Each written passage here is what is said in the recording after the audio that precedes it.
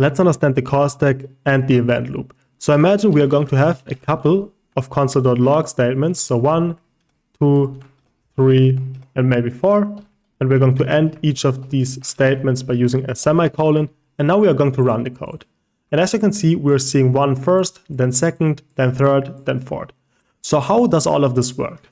So JavaScript is only using one thread. And this means that it is executing the statements sequentially. And it can't execute two things at the same time. It can always only execute one single thing. So it executes this line, goes to the next line, executes this line, goes to the next line, executes this line, goes to the next line. So it does not execute those lines parallel, but one after another. So now let's imagine we're going to have a call right here of set timeout.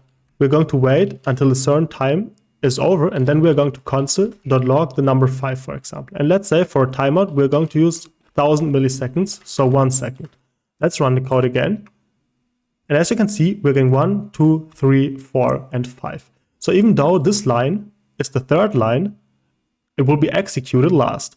And what is happening here is that JavaScript will execute this code sequentially.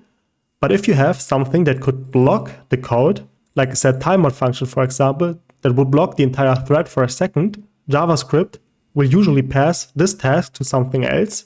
If you work with a browser, for example, it will give this task to the browser, and the browser will get back to JavaScript once the second is essentially over and say, okay, now you can execute the code.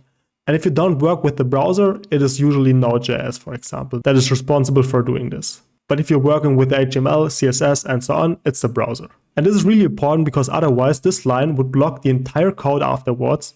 And that would obviously be a terrible user experience if you imagine you have like 10 seconds here, for example, and then you would have to wait for 10 seconds to execute the rest of your code.